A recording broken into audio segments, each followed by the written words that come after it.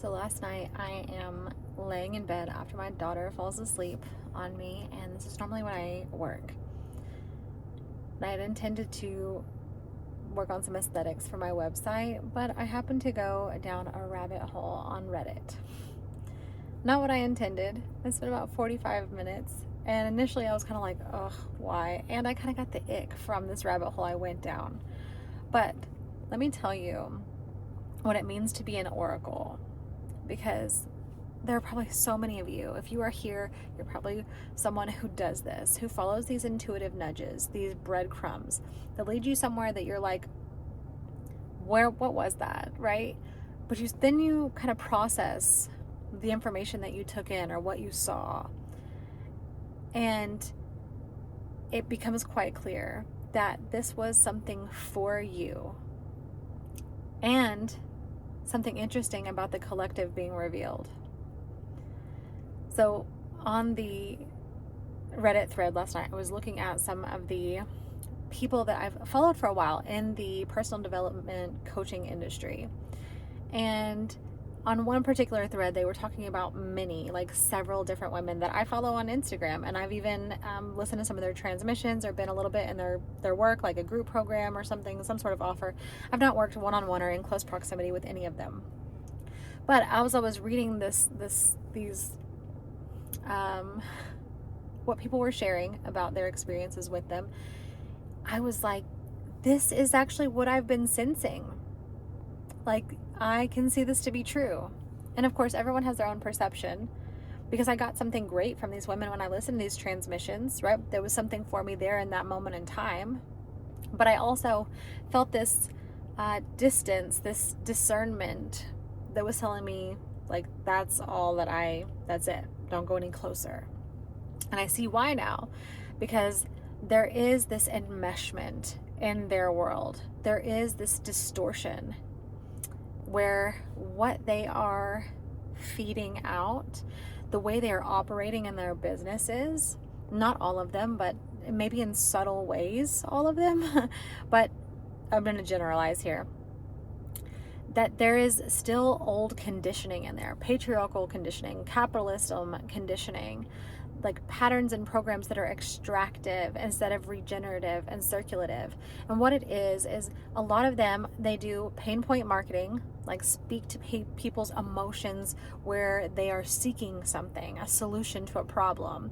They're looking for something to be fixed, right? They're looking for wholeness in themselves.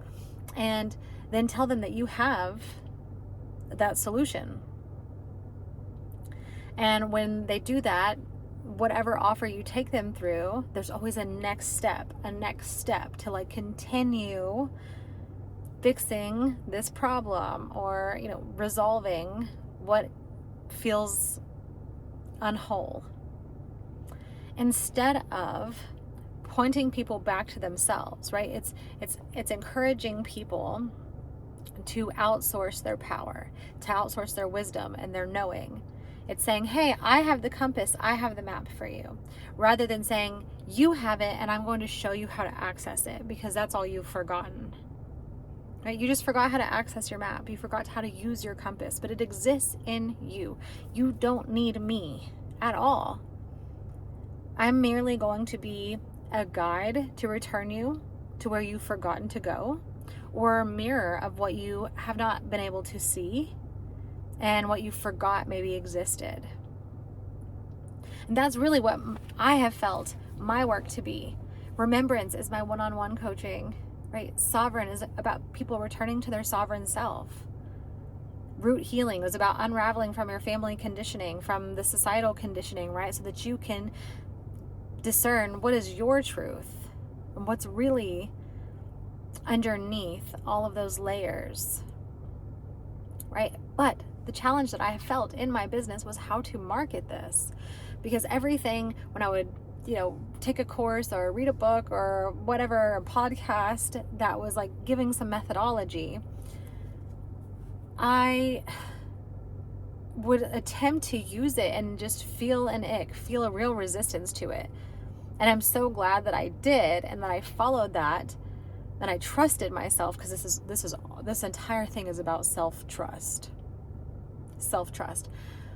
that I trusted myself not to force myself into those boxes and into those practices when it didn't feel right. Because I don't like speaking to people's pain. I want them to remember their power. I want them to make choices from their sovereignty, not from their fear or scarcity. Right? And so what was revealed to me last night as I went through down this Reddit rabbit hole was how all of these different coaches, and I believe they're women with good intentions. They're not ill-intended at all. But they are operating in their business, operating in their life through this conditioning, through this filter still. And so how do we disconnect, detach from this patriarchal, extractive capitalism programming? That's the question. And turn it into something that is more integral, integrity, something that honors other people's ability to decide for themselves and know what's true for themselves and be wayfinders. Right? Your way is not my way. That's not right. All I want to do is show you how to access that within, how to peel back the layers of conditioning, of things that have been placed on top of your original essence. You know, the things that we've learned that we need to unlearn in order to remember what has always existed within us and we've always had access to. We were just rerouted neurally, physically, somatically, right? Like, so what was so even more interesting, okay, I've been processing this. I laid in bed last night. I was just like feeling the ick. I unfollowed so many people on my Instagram that I was like, okay, I want out of this field entirely. Because once I saw like that veil was lifted and I was like confirmed that like, yes, what I had been sensing is real. Here I see it now. I was like, okay, I'm out of this world. And as I'm processing it and going, okay, where do I exist in this? And what does this mean about the way that I show up and what I'm creating and what I'm doing, how I'm being? Then today, in three different women, three very different types of women, like different, that approach things differently, that are different in their business and all of that. They all spoke on this same similar thread about the veil being lifted, the rug being lifted up, pulled out from underneath people who are building on top of like abusive systems. I mean, that's the word. And nobody, you may not intend abuse, but intention does not excuse you from impact. We're not responsible for like other people's reactions or experiences, but we are responsible for the energy that we come with. And when it's coming through a filter, when it's coming through distortion, you know, when we create like no refund, no cancellation contracts because we don't want to let people out of it, and then we say, oh well, you know, you made a choice, another, like, you need to honor it. There's a difference. There's so much nuance here. But let me get back to these three women all saw the thread and spoke on it today in different ways, but it all connected back to what came through for me last night, because I followed a breadcrumb down a Reddit rabbit hole. And it's just really interesting because I personally have been learning to like trust my oracle more. When I see these threads, I sense these things, right? It's like, okay, follow whatever is leading me, whatever is guiding me beyond the veil to see more clearly, both in myself and for the collective as a whole. And so my next question was, well, how do I share this with people? When I get these insights, when I see these things, how do I share this?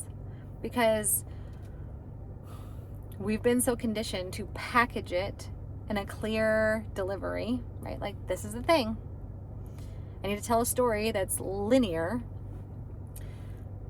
It can be really challenging to deliver our magic in a way that, like, it doesn't work that way. My magic is not linear. It's a spiral that goes around, creates context, and says, boop, lands right there. But where it lands is not the same for everybody because the spiral is different for everybody. It's touching these different things, your different experiences, your different pieces of conditioning, your different layers of shit. And so I have been trying to, even in my astrology readings, I had been trying to refine it so that it was like shorter transmissions, more to the point. And something that I've realized is like, no, my magic and my oracle doesn't go directly to the point. It creates context. It goes around. It explores the field before it explores the field and maps it out before it says, you are here. And I don't even necessarily say, you are here. You do within the transmission that I channel. And this is just also fascinating to me. I can only imagine that so many of you are like, yes, me too. And we have been trying to learn how to fit into the box, how to package our wisdom into something that's consumable instead of letting it be alive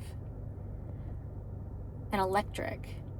And electricity just goes, it sparks everywhere. It's not just a straight line, right? I mean, lightning strikes, yeah, but like it spreads in the air, in the ethers. And that's what I'm like, okay, like I can trust my magic. I can trust the breadcrumbs. I can trust the intuitive nudges, the pull that I feel to go here, or to look there, or to explore that. And that goes for the way that my work happens too. And I've done this in my work, and I do this in my personal life, but when it comes to like here on video, trying to tell you what it is, like my work is very, very relational. And so here I am talking to like, I don't know who, hi, I don't really know you. It can be really, it felt challenging to me. You know, in my remembrance work, it's one-on-one, where like I can hear the woman speaking and I'm going, this is the thing underneath that. This is the thing behind the thing. I can hear it. Or I know the right question to ask to help them get there and say, right? And I don't always know where I'm leading them. I just know that that's the question that's coming through. And I always follow my curiosity.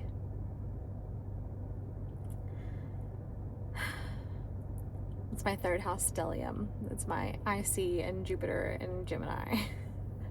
Uranus is in Gemini now, so it's going wild inside of my blueprint. Okay.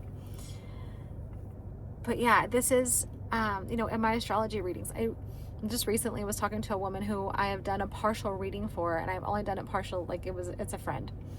I did a partial reading for her because I started to try to reconfigure how I package them so that they were shorter transmissions. Instead of being 90 minutes, how can I get this down to like 45 or less, right? So it's more consumable for people. And so I was telling her that I haven't finished it because I've started to try to change the way. And I was like, because, you know, I kind of spiraled around it before I landed on the thing. And she was like, I needed that. And the parts that you've already done for me, I needed that because that is actually what spoke to me and created context that when you landed on the thing, I was like, yeah. And so I was like, oh, I have been diluting my magic, diluting my oracle by trying to squeeze it into a box. It doesn't need to be consumable. It's not a one bite thing. This is a 9-course meal that I'm delivering here where you just take nibbles and you talk and you enjoy it and it's leisurely, right? Why are we all about speed? If it takes me 90 minutes to deliver this transmission that's going to change your life because you are going to see yourself through a mirror that you have never before. But you're like, yeah, all that lands. That's exactly right. That speaks to things that I didn't have words for. That explains an experience that I didn't make those connections before. I'm going to come back and listen to this every year of my life after this and go, whoa, something new. Whoa, something new, because my awareness is now more open and expanded. Why would 90 minutes be too much? The too muchness wound. And me trying to not be too much led to me shrinking and then wondering, oh, but it feels like I'm not enough. Bitch, you've always been enough. You're more than enough. And the problem is that you are trying to be palatable, that you are trying to be digestible, that you are trying to fit in a pretty box that somebody else curated. That's not for you. If somebody wants something smaller, go somewhere else. Because I'm big and brilliant and vast and deep and intense. And that's who I'm for. The people who are available to that can hold it, that can handle it. And I just have to trust. I just have to trust that the people who can will be here. And the people who can't will find the door. Or maybe I'll show it to them. Anyway, I just had to come record this to talk about how we're returning to self-trust. That is ultimately what is happening here. I see this in the collective. We are returning to self-trust. We are returning to sovereignty. We are reconnecting to ourselves at a deeper level, reconnecting to each other through these conversations, this collective awareness, the lifting of the veil, where people who couldn't relate before, now we are able to relate on something. Because we're seeing something that we're both going, oh, whoa, what? You saw that? I saw that? That blew my mind. This whole world is changing. Right? And we're in it together. And so I still don't know how to talk about this. This is me trying. This is me learning. This is me experimenting. And I feel really freaking good about it. So if you made it to the end, thank you for being here. And I would love to hear in the comments how you feel about anything that I spoke on here, because there was a lot. Yeah. So hit that subscribe button too, because there's just, if you want to see my creative process unfolding in real life, raw, unedited, honest, you're in the right place.